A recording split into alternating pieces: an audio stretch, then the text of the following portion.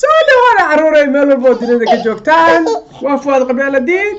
إيو إنا قبيلة دين مروايرة ما أنتو حيديها أنا شاكو أدي عدو حيث بدن شاكو لا سوء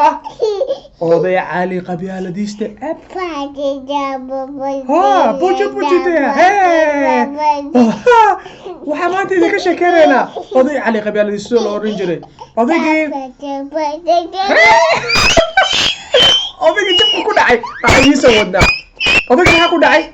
عالي قبيلة ديست اللي هو أورنجري قبيلة دي مكاكا شاكرنا وسوق رسا وفهمنا مروان حتى هو فهمه أوضي عالي قبيلة ديست وصوص عليه شك شك شك شك شك شك dadka dhan soo buriyeen aan ceen ninka dhimay odaygu wuxuu sameeyay dawac uu imaaday baahiya haysay dadka dhan aan ceen markaasuu wuxuu dhahay dawac waxa rabaa waxa cuno dawacadii waxay dhahday ali qabiiladiista tahay aniga waxba ma ku siinayo دي مركي دم بدي وصباحي وهو ما دروا أو عناية سجارة ودش مكسو عنا دروايو سجارة ده عنيسي وحاجة سي باهية هيسو مكسو عناها أديك على قبيلة دي سوما ها نندت كيس دينو أنا جحوا مكسية مكسو وصباحي ها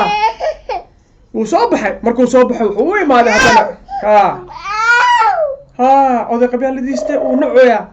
marka wuxuu imaada dan asoo socdo jag daayeer oo ma soconayo markaas wuxuu dhahay daayeero wax iga sii markaas wuxuu dhahay aniga qabiiladiista waxba ma siiyo daayeer odaygi cali qabiiladiista soo socday wuxuu imaaday meesha ayuu imaaday markaas uu fiiri geed hoostiisa fiiri markaas wuxuu dhahay kolay aniga dad iyo dugaagba way nacaan qabiilada ay ugu nacaan marka meeshaan iska fariisanaya habeenkii asagoo meesha fadhiyo ayaa baahi xun qabatay oo xun ayaa qabtay meesha ayuu ku dhintay hadaba caruurey shakada maxaa ka baranaynaa in aan la noqonin qabiiladiista sababtoo daa qabiiladiista noqotid ilaahay wuu ku nacayaa ilaahay hadduu ku nacayaa ku irsaaqaya qofna dadkana way ku nacayaan dadka haddii ku nacaan intay ku noolaane keliga ayaa noqone haddii dugaagana ku naco